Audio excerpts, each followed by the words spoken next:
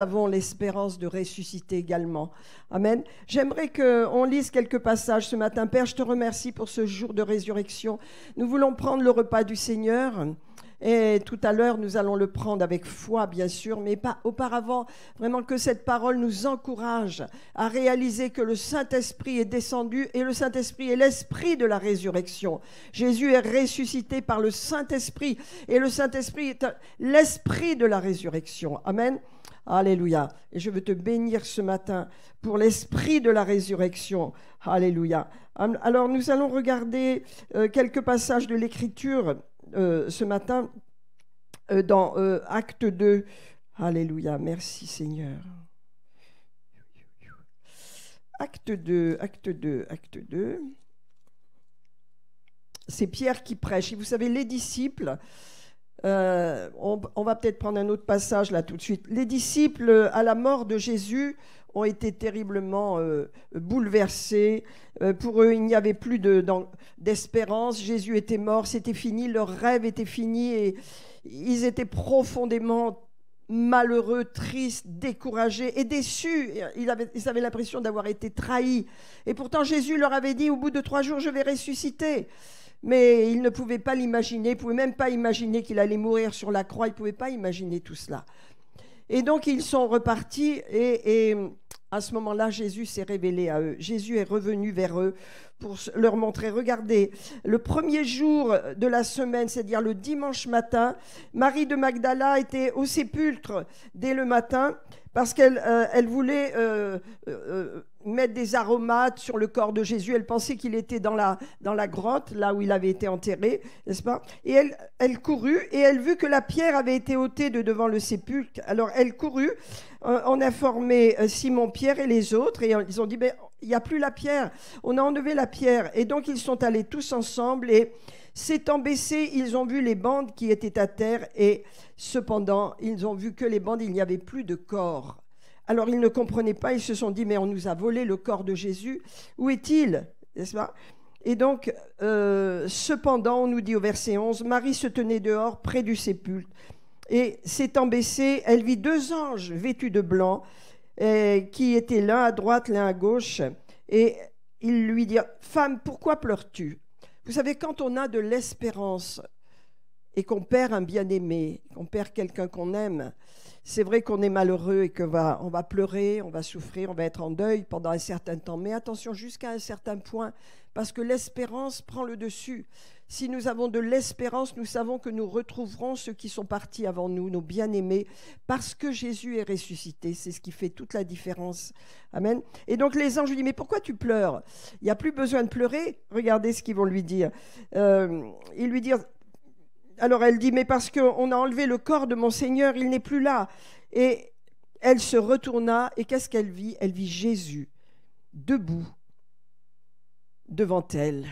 Et elle ne pouvait croire que c'était Jésus, voyez? Et donc Jésus lui dit, femme, pourquoi pleures-tu? Qui cherches-tu?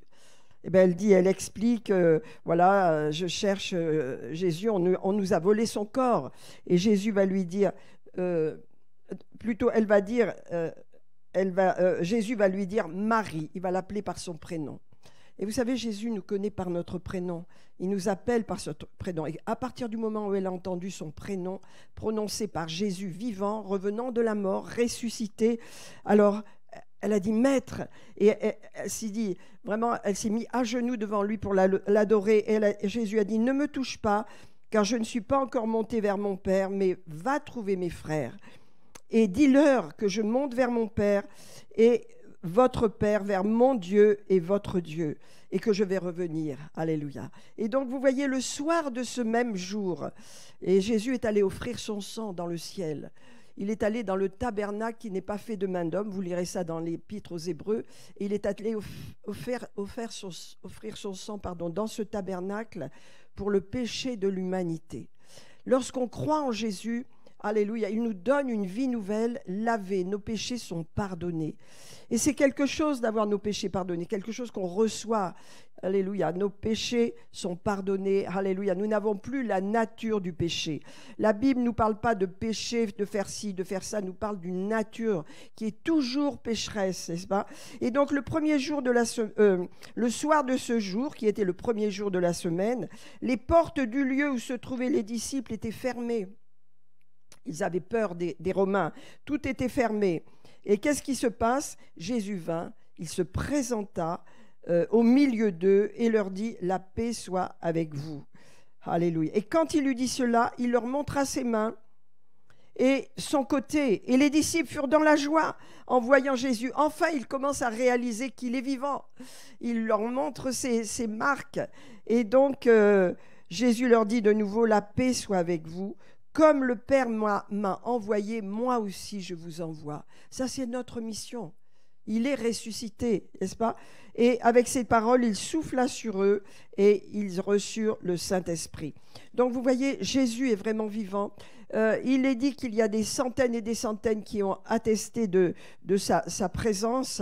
Et surtout, il est resté 40 jours avec eux après sa résurrection. 40 jours avec ses disciples. Le monde ne le savait pas. Il ne s'est pas montré dans le temple, il ne s'est pas montré auprès des religieux de l'époque, mais à ses disciples, il les a enseignés parce que c'est le commencement de l'Église. Il leur a dit, vous restez, vous allez recevoir le Saint-Esprit. Et le Saint-Esprit, mes amis, c'est l'esprit de la résurrection. Alléluia, c'est l'esprit qui a ressuscité Jésus d'entre les morts que nous avons reçu en nous. Alléluia, c'est un esprit qui a vaincu la mort, qui triomphe de toute adversité. Alléluia. Et donc nous l'avons et par la foi, allez, nous devons croire ce matin que grâce à l'esprit de résurrection, alléluia, nous allons vaincre tous nos problèmes, toutes nos difficultés, nos dépressions, nos tourments, nos addictions, tout peut être vaincu par l'esprit de résurrection, alléluia, qui est en nous. Mes amis, Jésus a conquis la mort. Alléluia, il fallait bien. La parole nous dit que par un homme, c'est-à-dire Adam, la mort est entrée dans le monde. Et tous les hommes ont eu cette semence de mort dans leur sang, parce que c'est par le sang, n'est-ce pas? Et donc cette semence est entrée dans leur corps, dans leur sang, pardon, dans leur ADN. Et ça, c'est la semence d'Adam, c'est la semence du péché, c'est la semence de la rébellion. Jésus est venu. Alléluia, en tant qu'homme. Il ne pouvait pas le faire en tant que Dieu.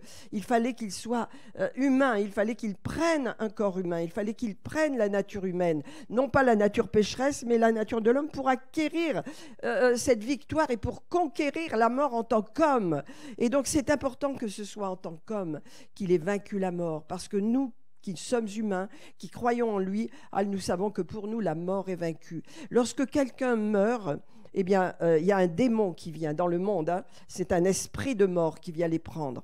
J'ai vu ça dans la vie de quelques personnes auxquelles j'ai assisté, à qui j'ai demandé de croire en Jésus et qui ont refusé. C'est vraiment un esprit de mort qui est venu les prendre. Et c'est terrible. Mais nous n'entrons pas dans cet esprit-là. L'esprit de mort n'a pas de pouvoir sur nous. Nous n'avons pas de démon de mort. L'esprit de mort ne peut pas nous toucher. Quand un croyant part, il s'endort, son corps s'endort et lui, il part vers le Seigneur. Amen. La mort a été vaincue. On n'a plus à craindre la mort. Il y a des gens qui ont peur de la mort. J'ai écouté une histoire terrible de Bernard Tapie qui demandait à sa femme pour partir dans l'éternité, tu ne veux pas partir avec moi, je ne veux pas y aller tout seul. Je ne sais pas si vous avez suivi cette interview, c'est horrible. Mais les gens ont peur de la mort. Quand ils n'ont pas l'assurance du salut, ils ont peur. Jésus a vaincu la mort. Alléluia. Le croyant qui part, eh bien, il part dans la paix. Son corps reste dans la tombe, mais il part directement, son esprit, son âme part auprès du Seigneur, parce que la mort a été vaincue, la mort a triomphé. Et c'est pourquoi la tombe est vide. Jésus a vaincu la mort en tant qu'homme. Alléluia. Et c'est pourquoi vous et moi qui avons une relation personnelle avec le Seigneur Jésus, alléluia, nous avons une grande espérance, c'est qu'un jour, la résurrection sera manifestée. un jour, les morts en Christ vont ressusciter. Les vivants qui seront restés partiront également à la rencontre du Seigneur. Alléluia. Alors, qu'est-ce que c'est que la résurrection? Eh bien, la résurrection, le fait que Jésus soit ressuscité, c'est qu'il a pu libérer sa vie au travers du Saint-Esprit et que cette vie, elle continue d'agir.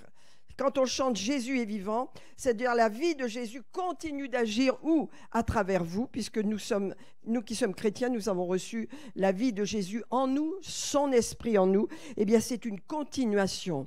Ça veut dire la vie maintenant règne à jamais pour ceux qui croient. Alléluia. La mort n'a pas de pouvoir. Et donc, cette puissance de résurrection continue depuis 2000 ans, depuis que Jésus a vaincu la mort. Tous ceux qui ont cru ont vécu dans cette puissance de résurrection. Alléluia, qui est une puissance de vie.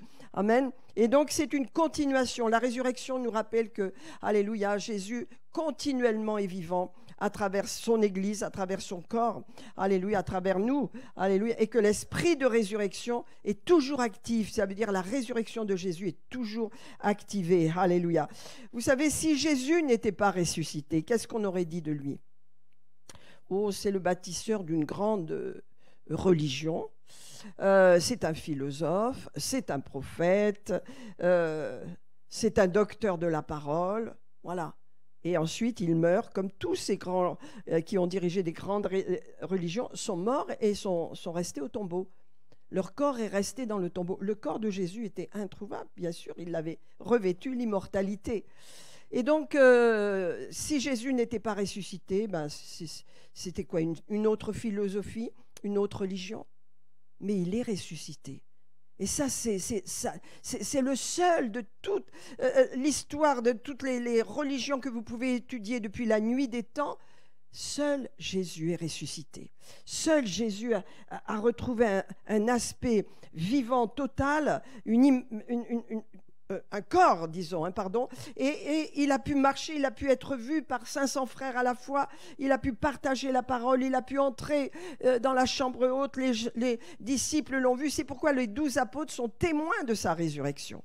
Et quand les apôtres ont été revêtus de l'Esprit, qu'est-ce qu'ils ont fait? Ils ont fait, dans leur message, ils ont parlé constamment, Jésus est ressuscité, il est ressuscité, la mort ne l'a pas vaincu. C'est une grande espérance pour nous.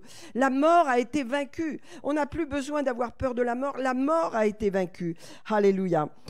Dans Acte 2, au verset 24, je voudrais le lire, c'est Pierre qui parle et qui dit... Voilà, cet homme que vous avez livré selon le dessein, arrêté selon la prescience de Dieu, vous l'avez crucifié, il s'adresse aux religieux, vous l'avez fait mourir par la main des impies, par les Romains.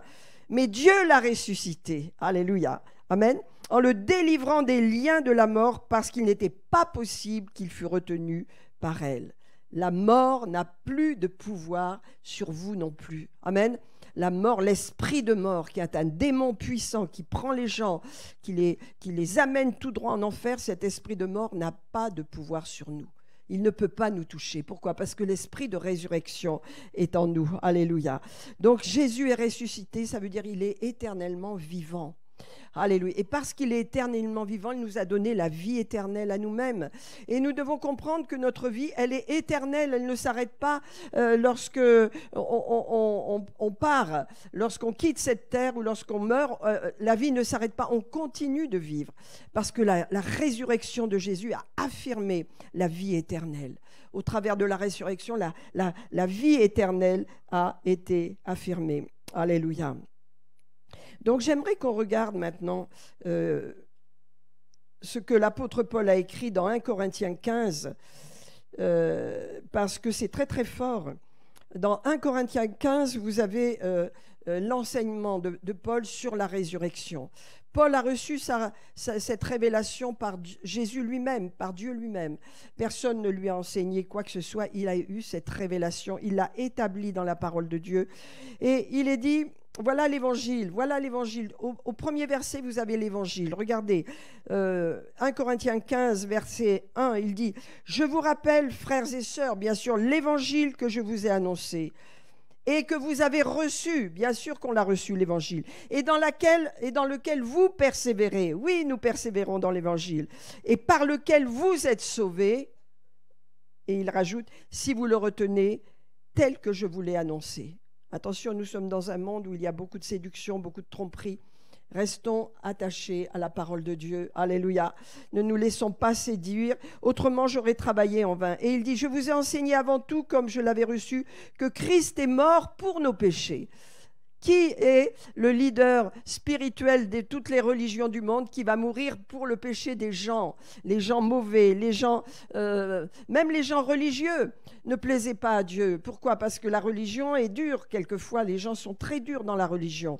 Mais le Seigneur a dit, je vais prendre tous les péchés du monde et je vais les porter moi-même, afin que quand nous recevons Jésus par la foi, nous soyons libérés de cette vieille nature pécheresse qui nous pousse toujours à faire le mal, qui cherche toujours à faire ce qui est contraire à Dieu, n'est-ce pas? Et il a dit, voilà ce que je vous ai enseigné, que Christ est mort pour nos péchés selon les Écritures. Tout ce que Jésus a fait, comme on l'a vu vendredi dernier, qu'est-ce que Jésus a dit? Il a dit, tout est accompli. J'ai accompli l'Écriture. Ça veut dire que tout ce que Jésus a fait dans le Nouveau Testament a été prophétisé dans l'Ancien. Ça veut dire que tout est tenu, tout est équilibré. Ce n'est pas des choses qui viennent comme ça par hasard. Jésus est venu accomplir la parole de Dieu. Tout ce qui est écrit dans l'Ancien a été accompli par Jésus jusqu'au bout, jusqu'au moment où il a pris le vinaigre et où on lui a mis une flèche dans le flanc et où l'eau et le sang sont sortis, preuve de sa mort, et où il a pu dire tout est accompli. Et il est mort, et la preuve de sa mort, c'est l'apôtre Jean qui le donne, parce que la flèche qui est venue dans son flanc, eh bien il est sorti de l'eau et du sang. Ça veut dire l'eau et le sang, c'est la limbe, c'était séparé. Pourquoi?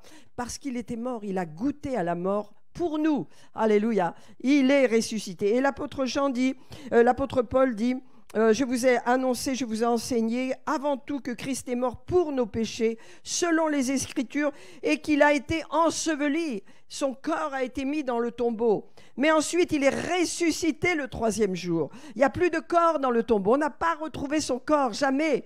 Et on ne peut pas le retrouver parce qu'il est ressuscité. Alléluia. Il est ressuscité le 3e jour, selon les Écritures. Et on nous dit, il est apparu à Pierre, Céphas, puis aux 12, puis ensuite il est apparu à plus de 500 frères à la fois. Certains sont vivants, d'autres sont morts. Ensuite il est apparu à Jacques, l'apôtre Jacques, puis ensuite à tous les apôtres, et enfin à moi, dit l'apôtre Paul, qui suis le moindre de tous les apôtres. Gloire à Dieu, Jésus est ressuscité. Alléluia. Alors regardons un petit peu, il est dit que au verset 12, « Si l'on prêche que Christ est ressuscité des morts, comment quelques-uns disent-ils qu'il n'y a pas de résurrection ?» Il y a des gens qui ne croient pas dans la résurrection. Je pense que les chrétiens croient dans la résurrection. Amen. Mais à l'époque de Paul, il y avait beaucoup de gens qui ne croyaient pas dans la résurrection et qui disaient non, Christ n'est pas ressuscité. Alors l'apôtre Paul dit, si Christ n'est pas ressuscité, alors notre prédication est vaine. Parce que quand on prêche l'évangile c'est sur la mort et la résurrection de Jésus-Christ. C'est ça l'évangile. Jésus est mort pour tes péchés, il est ressuscité pour ta justification aux yeux de Dieu. Si tu crois en Jésus, tu es juste aux yeux de Dieu. Peut-être les gens vont te condamner, peut-être les gens vont pas te trouver bien, mais aux yeux de Dieu, tu es juste. Moi, c'est important pour moi de savoir que aux yeux de Dieu, je suis justifié. Je ne suis pas condamné, je suis justifié parce que j'ai cru dans le sacrifice de Jésus et que ma nature du péché, la nature d'Adam m'a été enlevée et j'ai reçu une nouvelle nature. Je suis né de nouveau. Alors regardez, si Christ n'est pas ressuscité, notre prédication est vaine et aussi notre foi. Parce que c'est notre foi, par la foi que nous croyons que Jésus est ressuscité, que nous sommes ressuscités avec lui. Alléluia. Amen. Alors si les morts ne ressuscitent pas, Christ non plus n'est pas ressuscité, ceux qui ne croient pas, n'est-ce pas? Par conséquent aussi, ils sont tous morts, donc tout le monde est encore perdu. Et il dit au verset 19, si c'est dans cette vie seulement que nous espérons en Christ, alors nous sommes les plus malheureux des hommes. Amen. Si je n'espère en Christ de vivre ma vie pour le Seigneur sans avoir l'espérance de la vie éternelle, de l'avenir qui vient après le peu d'années qu'on vit sur cette terre, même si on vit 80 ans, 100 ans, c'est si court par rapport à l'éternité. Si je n'ai que cette espérance-là, alors vraiment, je suis le plus malheureux des hommes. Et vous savez, à l'époque de Paul, les gens croyaient en Jésus, certains, il dénonce cela, l'apôtre Paul, mais ils croyaient que c'était que pour vivre là. Puis après, il ne savait pas, il ne pensait pas qu'il ressusciterait. Il ne pensait pas qu'il y avait une vie après la mort. C'est pourquoi il dit, si je crois en Jésus, et il dit, regardez, par conséquent, il est dit, si je crois seulement dans cette vie, et si j'espère en Christ seulement dans cette vie, cette petite vie qui dure quelques années, quelques dizaines d'années, je suis le plus malheureux des hommes. J'ai tout perdu, je ne vois pas les choses, je suis aveuglé. Alléluia. Mais il agit, car puisque la mort est venue par un homme, alléluia, je me trompe là, je vais prendre le verset 20, mais maintenant Christ est ressuscité. Voilà, ça c'est la clé. Christ est ressuscité. Si je crois en Christ que pour cette vie, alors je suis le plus malheureux des hommes, je n'ai pas d'espérance. Mais maintenant, Christ est ressuscité. Alléluia, vous voyez, c'est ça. Alléluia. Mais maintenant, Christ est ressuscité des morts et il est les prémices de ceux qui sont morts. Ça veut dire, il est ressuscité, lui le premier, et nous on vient ensuite. Parce qu'il est ressuscité, je sais que je ressusciterai. Allez, alors vous voyez, la vie sur la terre est tellement fascinante que souvent les chrétiens, ils ne pensent même pas qu'ils vont ressusciter. Ils se disent, bon, la vie après, qu'est-ce que ça va être? Vous savez, ils ne pensent pas parce qu'il y a tout ce bien-être, il y a tout ce matérialisme autour de nous qui fait que les gens ne sont que éblouis par cela. Mais le Seigneur nous dit, si vous ne croyez en Christ que pour cette vie-là, eh ben vous êtes les plus malheureux des hommes parce que la vie qui vient est tellement plus extraordinaire, est tellement plus grande qu'on n'a aucune idée de ce que ça peut être, tellement c'est magnifique, tellement c'est glorieux, tellement ce que le Seigneur nous a préparé, nous a réservé pour l'au-delà et pour revenir également régner sur cette terre, ça n'a pas de pareil sur la terre. Alléluia. Amen. Alors, on nous dit un petit peu plus loin, regardez, car il faut, verset 25, qu'il règne, que le Seigneur règne, jusqu'à ce qu'il ait mis tous ses ennemis sous ses pieds, et le dernier ennemi qui sera détruit, c'est la mort. Ça veut dire quand Jésus va revenir, c'est terminé. La mort n'existera plus. Nous ne connaîtrons plus la mort. Amen. Aujourd'hui, en tant que chrétien, en tant qu'Église, on perd nos bien-aimés. On passe par cette douleur du deuil, n'est-ce pas? Mais quand Jésus va revenir, nous n'aurons plus du tout à passer par cette douleur parce que le dernier ennemi qui sera détruit, c'est la mort. Alléluia. Au paradis, il n'y aura plus de mort. Au paradis, il n'y aura plus de larmes. Au paradis, il n'y aura plus de souffrance. Avec Dieu, la mort a été vaincue. Regardez le verset 27, nous dit, Dieu, en effet, a tout mis sous ses pieds. Et lorsqu'il dit qu'il a tout mis sous ses pieds, ça veut dire qu'il a autorité sur tout, il est évident que celui qui lui a soumis toutes choses est excepté. Et lorsque toutes choses lui auront été soumises, alors le Fils lui-même sera soumis à celui qui lui a soumis toutes choses, afin que Dieu soit en tous. Alléluia. Alors, il est dit là, un peu plus bas, verset 33, « Ne vous y trompez pas, mes amis, les mauvaises compagnies corrompent les bonnes mœurs. » Il y avait, vous voyez, dans l'église de Corinthe, des gens qui attaquaient la résurrection. Il y avait des gens qui parlaient mal contre la résurrection, disaient non, mais il n'y a pas de résurrection, il n'est pas ressuscité, c'est pas vrai, etc.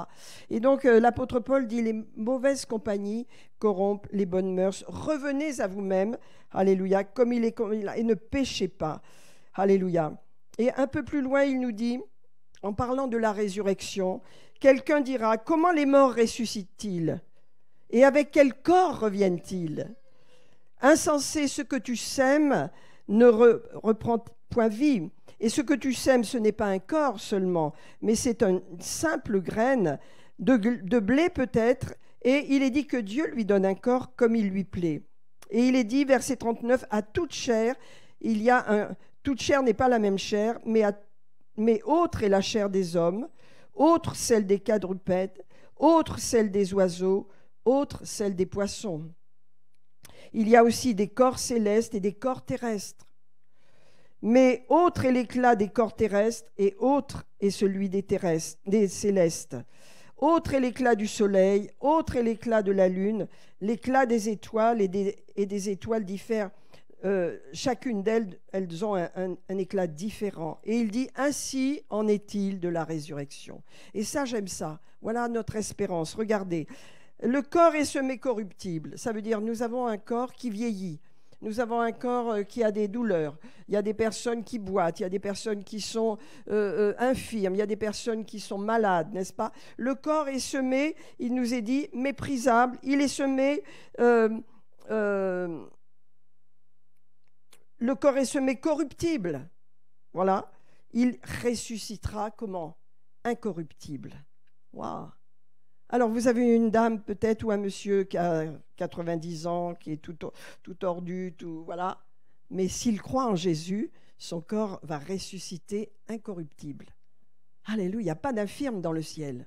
Il y a des gens jeunes, pleins de force, parce qu'ils ont revêtu un corps incorruptible. Et ça, c'est notre espérance. L'apôtre Paul l'explique bien. Il dit, il est semé méprisable, un corps méprisable, il ressuscite glorieux. Alléluia.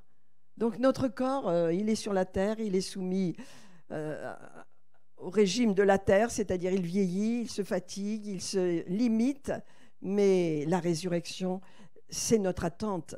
Alléluia, notre corps va ressusciter glorieux. Il va ressusciter totalement incorruptible. Ça veut dire qu'il n'y a pas un microbe, il n'y a pas un virus, il n'y a pas une maladie, il n'y a pas quoi que ce soit qui peut le toucher. Il est incorruptible. Jésus est passé à travers les murs quand il est entré dans la chambre haute. Tout était fermé, les fenêtres, les portes étaient fermées à clé. Ils avaient peur des Romains. Mais le corps incorruptible a autorité sur la nature, sur l'espace, sur tout ce qui est la matière.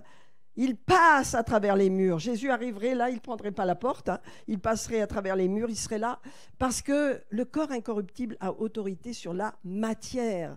C'est ce qui nous attend, mes amis, à vous chrétiens. C'est l'espérance de l'Église. Alléluia. Il est semé corruptible, il ressuscite incorruptible. Il est semé méprisable, il ressuscite glorieux. Il est semé infirme, il ressuscite plein de force. Waouh!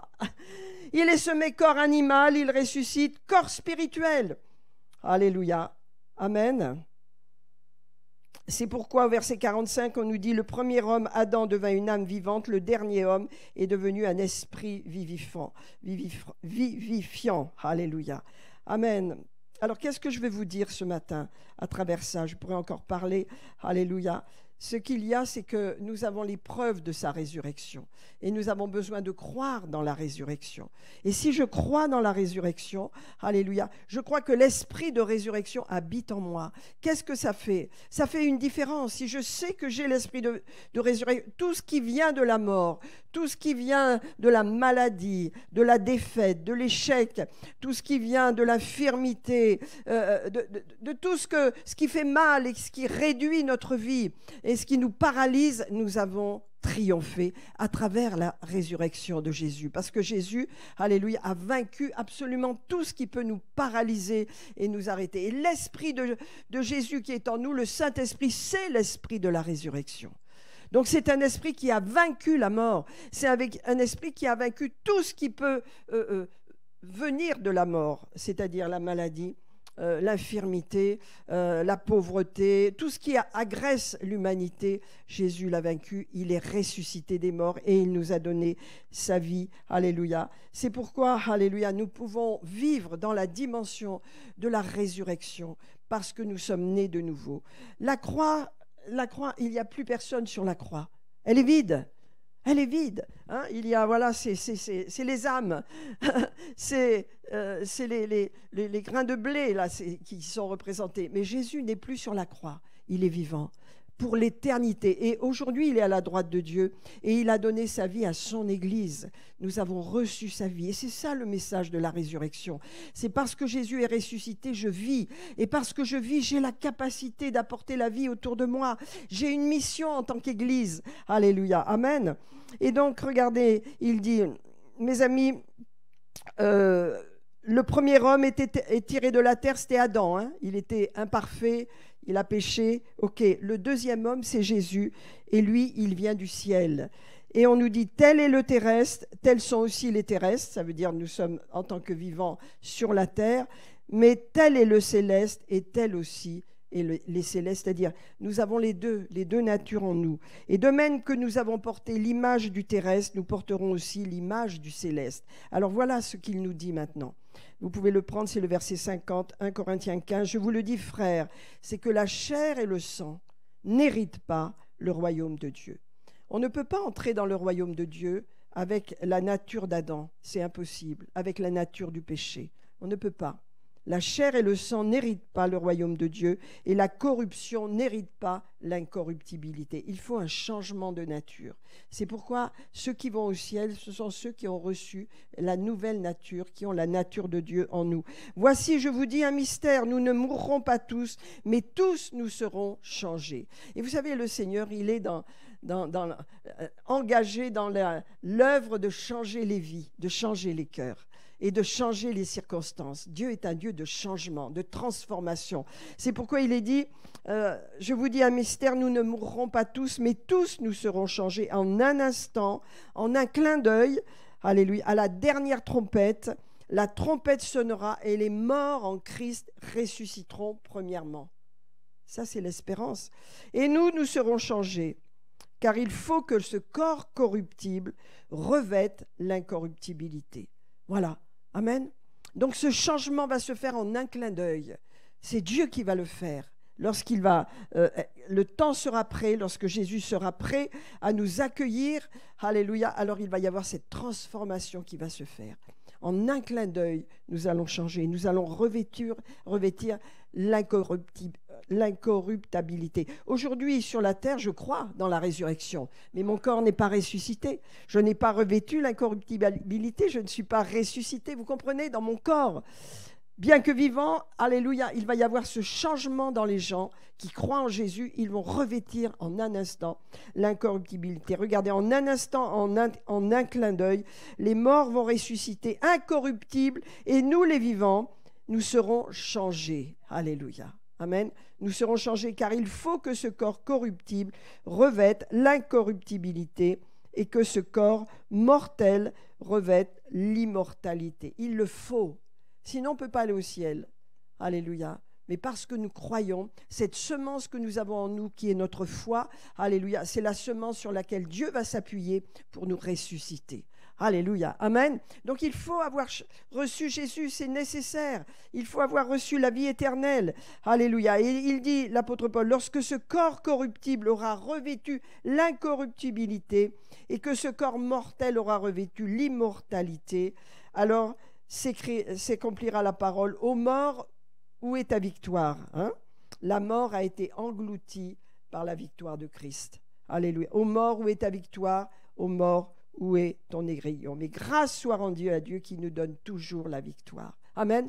Mes amis, il faut que notre foi dans la résurrection soit forte, de façon à ce que nous triomphons dans nos vies de tout ce qui peut nous agresser, de toute maladie, de tout danger, de toute situation adverse. Nous avons la capacité, l'autorité de triompher parce que l'esprit de résurrection habite en nous. Alléluia. Amen. Alors simplement, on va prier ce matin et on va prendre le repas du Seigneur. Avec cette foi dans la résurrection, il est ressuscité. C'est le seul homme dans toute l'histoire humaine qui a triomphé de la mort. Personne d'autre. Jésus est venu du ciel, il a accepté de porter notre humanité. Il est né par le Saint-Esprit dans le sein de la Vierge Marie. Il n'a pas été enfanté par Joseph. Il est né surnaturellement avec une nature sans péché. Il n'avait pas la nature d'Adam. Il est passé 30 ans, alléluia, à vivre dans on peut dire, le secret, sans être dans le secret, mais à vivre avec sa famille, sans s'être révélé. Et ensuite, au bout de 30 ans, il a commencé son ministère avec le Saint-Esprit, direction la croix. Sa mission, c'était la croix. Et lorsqu'il est mort sur la croix, eh bien, le péché a été vaincu. Il a dit, alléluia, tout a été accompli. Amen. 3 jours après, il est ressuscité. Gloire à Dieu. Amen. Le premier jour de la semaine, il s'est révélé uniquement à ses disciples, uniquement à ceux qu'il avait choisis. De même que nous, Dieu nous a choisis. Nous avons une mission sur cette terre. Alléluia, c'est d'apporter la bonne nouvelle de l'Évangile. Alléluia, si tu crois en Jésus, tu as le pardon de tes péchés. Tu reçois une vie nouvelle, une conscience pure. Alléluia, et tu peux marcher avec Dieu dans l'esprit de la